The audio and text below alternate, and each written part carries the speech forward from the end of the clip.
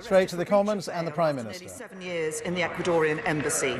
He has also been arrested in relation to an extradition request from the United States authorities. This is now a legal matter before the courts. My right honourable friend, the Home Secretary, will make a statement on this later, but I would like to thank the Metropolitan Police for carrying out their duties with great professionalism and to welcome the cooperation of the Ecuadorian government in bringing this matter to a resolution. Mr. Speaker, this goes to show that in the United Kingdom no one is above the law. Turning to the Council, my priority is to deliver Brexit and to do so in an orderly way that does not disrupt people's lives. So I continue to believe we need to leave the European Union with a deal as soon as possible. And of course this House has voted repeatedly to avoid a no deal. Yet despite the efforts of members on all sides, we have not so far been able to vote for a deal. So ahead of the Council, I wrote to President Tusk to seek a short extension to the Article 50 period to the 30th of June. Critically, I also requested that any extension should be terminable, so that whenever this House agrees a deal and ratifies the withdrawal agreement, we can get on and leave.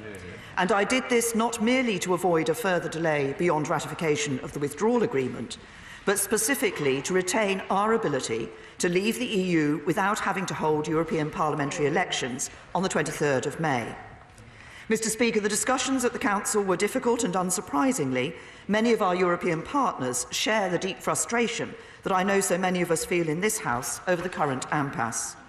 There was a range of views about the length of an extension, with a large number of member states preferring a longer extension to the end of this year or even into the next. In the end, what was agreed by the UK and the EU27 was a compromise, an extension lasting until the end of October. The Council also agreed that we would update on our progress at the next meeting in June. Critically, as I requested, the Council agreed that this extension can be terminated when the withdrawal agreement has been ratified. So, for example, if we were to pass a deal by the 22nd of May, we would not have to take part in European elections, and when the EU has also ratified, we will be able to leave at 11 p.m. on the 31st of May. In short, the date of our departure from the EU and our participation in the European parliamentary elections remains a decision for this House. As President Tusk said last night, during this time the course of action will be entirely in the UK's hands.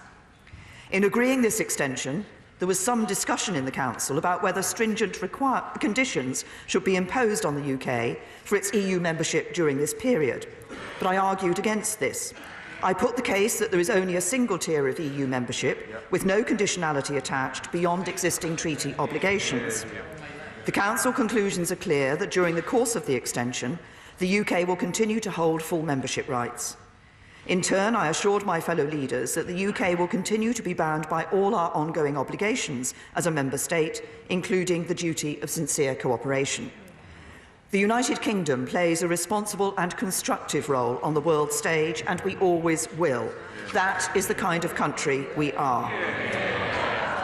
The choices we face are stark, and the timetable is clear. I believe we must now press on at pace with our efforts to reach a consensus on a deal that is in the national interest.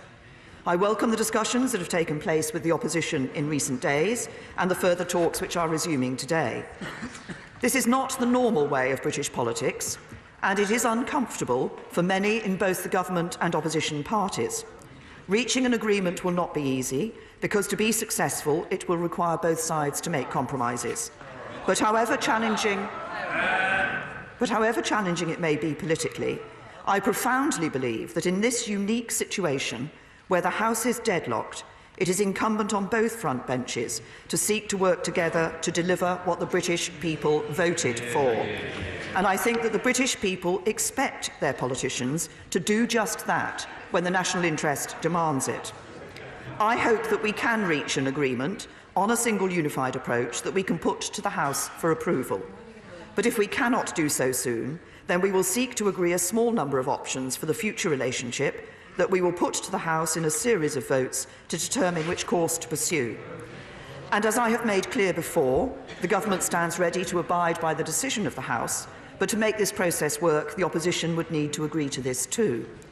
With the House's consent, we could also bring forward the Withdrawal Agreement Bill, which is a necessary element of any deal, whichever course we take. This bill will take time to pass through both houses, so if we want to get on with leaving, we need to start this process soon. And it could also provide a useful forum to resolve some of the outstanding issues in the future relationship. Crucially, Mr. Speaker, any agreement on the future relationship may involve a number of additions and clarifications to the political declaration. So I'm pleased that at this Council all 27 Member States responded to my update on the ongoing cross-party talks by agreeing that the European Council is prepared to reconsider the political declaration on the future relationship in accordance with the positions and principles stated in its guidelines and statements. The Council also reiterated that the withdrawal agreement itself could not be reopened. Mr. Speaker, I know the whole country is intensely frustrated that this process to leave the European Union has not still been completed. I never wanted to seek this extension, and I deeply regret that we have not yet been able to secure agreement in this House for a deal that would allow us to leave in a smooth and orderly way.